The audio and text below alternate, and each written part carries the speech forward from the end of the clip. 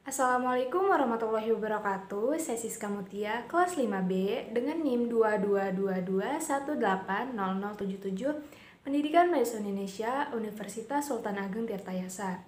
Di sini saya ingin membuat video pembelajaran untuk memenuhi salah satu tugas mata kuliah Etika Profesi Pendidik dan Kependidikan. Untuk lebih jelasnya, ayo kita saksikan sama-sama.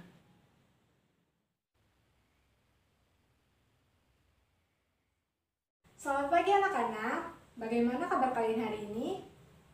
Baik, alhamdulillah. Sebelum kita memulai pembelajaran, Ibu akan terlebih dahulu mengasih kalian. Andi, Aan, Anissa, Denny,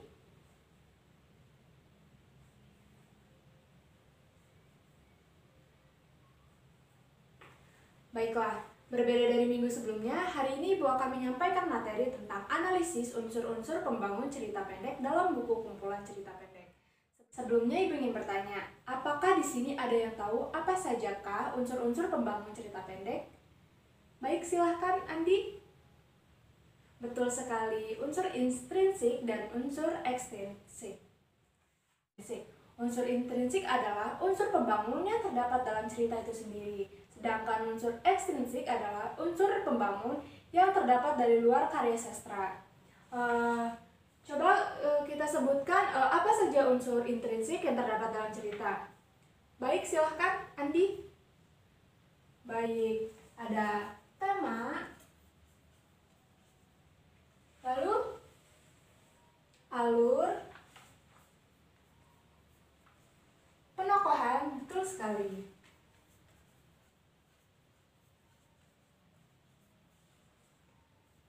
Gaya bahasa,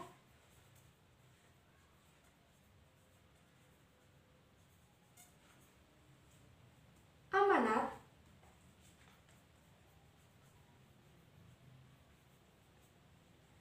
dan latar. Baik. Yang terakhir, sudut pandang.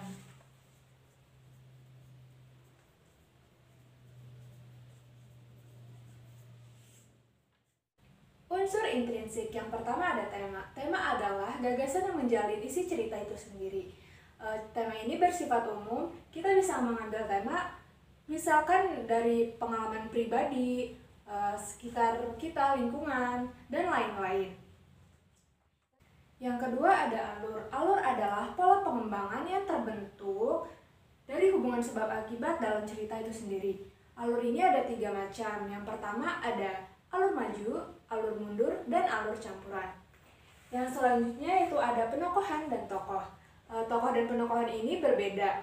Tokoh lebih kepada pelaku yang terdapat dalam cerita itu sendiri, sedangkan penokoh lebih mengarah pada karakteristik tokoh yang terdapat dalam cerita. Selanjutnya yaitu latar. Latar terbagi menjadi 3, yaitu latar waktu, tempat, dan suasana. Latar ini dapat bersifat faktual dan juga dapat bersifat imajinatif.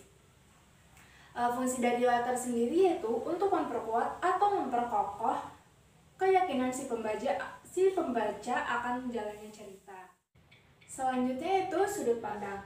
Di sini adakah yang tahu apa itu sudut pandang? Silahkan. Baik, tidak ada? Oke. Sudut pandang yaitu strategi yang digunakan pengarang untuk menyampaikan ceritanya, baik itu melalui orang pertama, kedua, dan ketiga. Selanjutnya ada gaya bahasa. Gaya bahasa merupakan ciri khas si penulis untuk mengungkapkan tulisannya kepada publik, baik itu menggunakan majas, diksi, pemilihan kata yang tepat untuk digunakan dalam cerita itu sendiri. Yang terakhir yaitu amanat. Amanat merupakan pesan yang terkandung dalam cerita yang disampaikan oleh penulis melalui tulisannya, bisa berupa pesan tersirat maupun tersurat. Biasanya ini pembaca dapat menyimpulkan amanat itu sendiri. Sekarang yaitu unsur ekstrinsik. Sebelumnya sudah disebutkan bahwa unsur ekstrinsik ini merupakan unsur pembangun yang terdapat dari luar cerita. Contohnya yang pertama ada latar belakang masyarakat,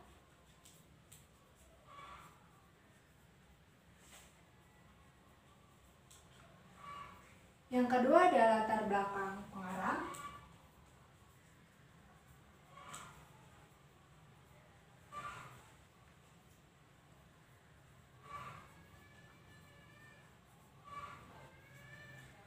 yang terakhir yaitu ada nilai-nilai yang terkandung dalam cerita.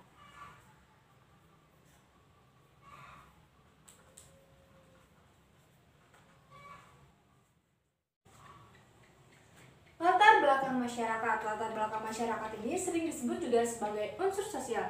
Unsur sosial di sini merupakan faktor lingkungan masyarakat sekitar yang dapat mempengaruhi penulisan si pengarang. Yang selanjutnya adalah latar belakang pengarang. Latar belakang pengarang ini biasanya meliputi biografi si pengarang, apa yang terjadi dengan si pengarang dalam kehidupan yang sebelumnya. Yang terakhir yaitu nilai-nilai yang terkandung. Nilai-nilai yang terkandung ini yaitu maksudnya adalah norma yang melatar belakangi penulisan sebuah cerita. Baiklah, itu saja pemaparan yang dapat Ibu jelaskan. Selanjutnya Ibu ingin kalian membentuk sebuah kelompok, kemudian pilih salah satu cerita, kemudian diskusikan mana unsur-unsur pembangun intrinsik dan ekstrinsik.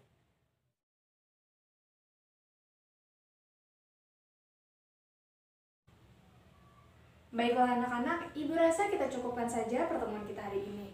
Jangan lupa mengerjakan tugas, terima kasih, dan sampai jumpa di pertemuan selanjutnya.